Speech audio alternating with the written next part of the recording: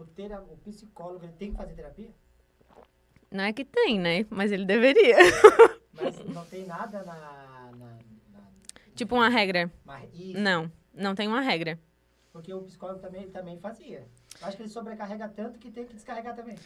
Na verdade, não é nem por isso. É porque a gente também tem vida, né? A gente também tem problema, a gente também tem relacionamento, a gente também tem paz.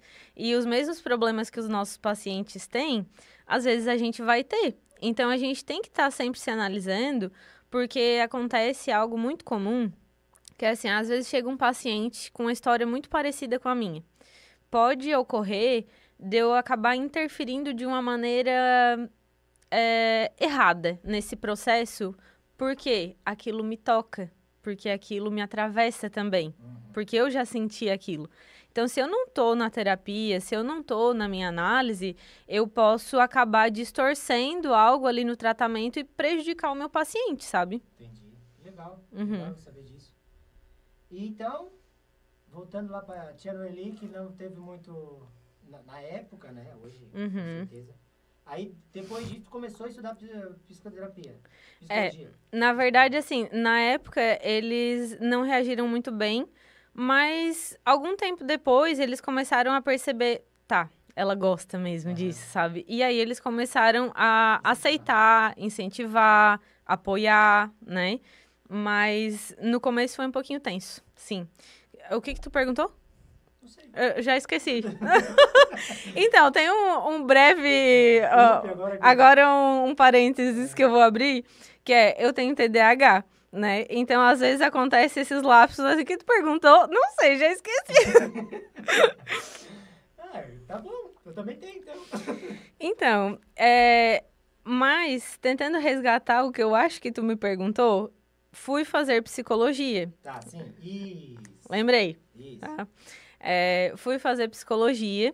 Lembro que na época eu tava assim, ó, mal de dinheiro, tá? Thalita, só vai mexendo aí que eu vou mexer no microfone aqui. Pode Tá. falar. Na época, eu lembro que a inscrição do curso era R$600. Tá. E eu não tinha R$600 para dar na inscrição da Unesc, né? E eu namorava na época. E a pessoa me deu os R$600 e depois eu paguei de volta, né? Mas foi um momento que eu tive que ter Tive que dar um salto de coragem, porque eu não sabia direito o que eu tava fazendo, sabe? Eu tava, na verdade, apostando em algo que eu não sabia se ia dar certo, que na época meus pais não estavam me apoiando.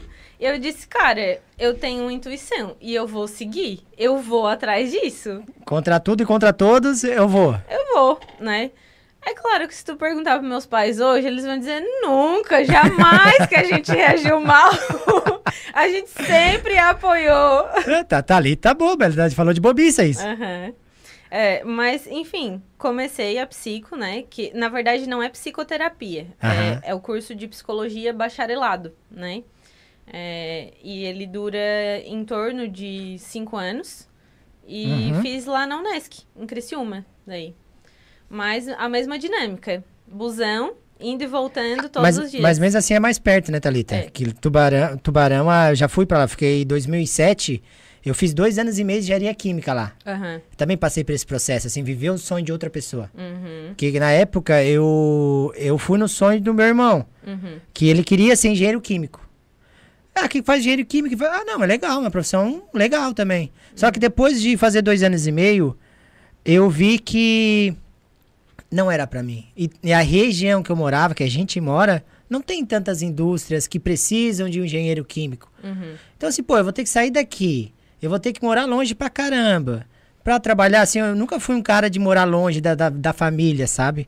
Até hoje, tu sabe que eu sofro bastante por causa da separação, por causa de estar longe da minha filha. Né? Que eu não tenho esse contato.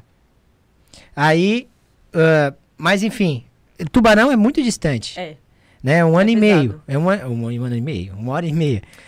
Pra ir e 1 hora e meia pra voltar. Criciúma já não. Criciúma é 45 minutinhos. Tu vai, tu volta. É uma estrada também tranquila, né? É cansativo também, mas é bem menos que Tubarão. Porque Tubarão, eu lembro que eu saía daqui 4 e pouca da tarde. E eu lembro que, na verdade, não tinha ônibus aqui. Tinha ônibus só em Araranguá. Então, o que a gente fazia? A gente pegava carona, né? Tinha umas 3 pessoas que estudavam lá. Ia eu, um rapaz e uma outra guria. Às vezes oscilava, tinha mais gente, mas geralmente era 3 pessoas. Sim. Pegávamos o carro, íamos até Araranguá. De Araranguá pegávamos o ônibus, íamos até Tubarão, mesmo processo na volta. Isso aí eu fazia também. Eu pegava ali em Araranguá com... Qual é que é o nome do ônibus ali, né? Uma van, um ônibus que ia. Não, na época tinha o David. Hoje ele trabalha... David, olha ali, aqui no Sombrio. Ele tinha uma van que levava pra lá. Isso em 2007. Nós vamos fazer quase 20 anos. Isso. E já era... Nossa, era tenso. Era tenso. Eu acho que conforme a Unesc começou a crescer, o movimento para Tubarão foi diminuindo, né? Porque antes só tinha lá. E também a Unisul lá, parece que também vendeu agora. Hoje parece que nem tem mais.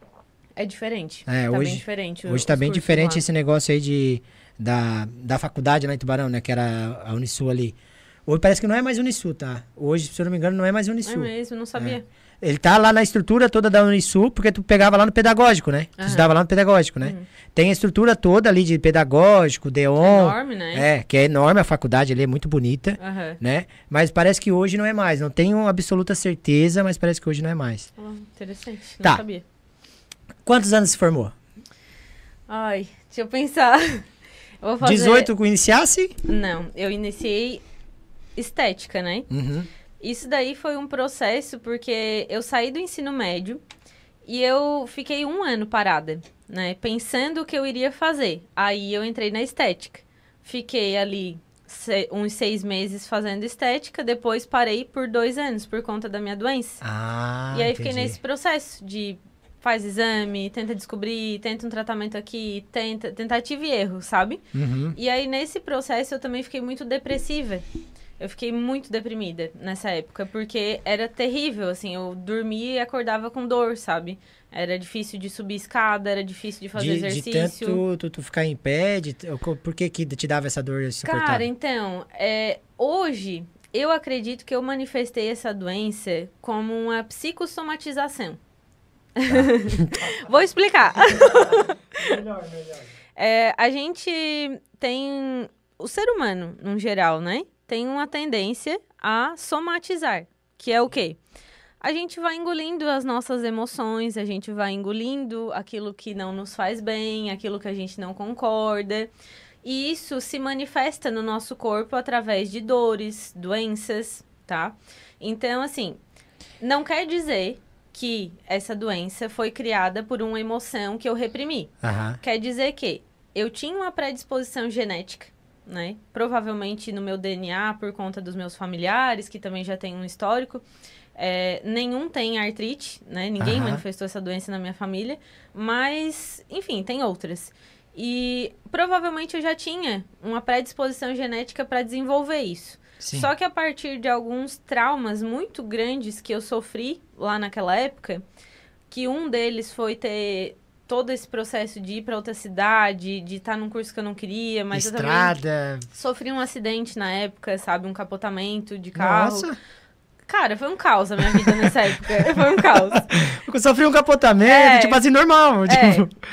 Hoje em dia não me afeta mais, assim, eu dirijo e tudo bem, mas na época eu lembro que eu entrava no ônibus e cada balanço do ônibus, assim, eu sofria. Ah, foi de ônibus? Isso? Não, eu sofri de carro. Tá. Só que quando eu pegava o ônibus pra ir pra Tubarão, era horrível. Porque cada balançada do ônibus eu pensava que ia dar alguma coisa errado. Deixa eu falar isso. Uma vez eu tive um acidente também, né? Eu bati no outro carro que freou na minha frente. Depois daquele acidente, eu não conseguia chegar tão próximo de outro carro na minha frente, que me dava vontade até de vomitar, tu acredita? Acredito.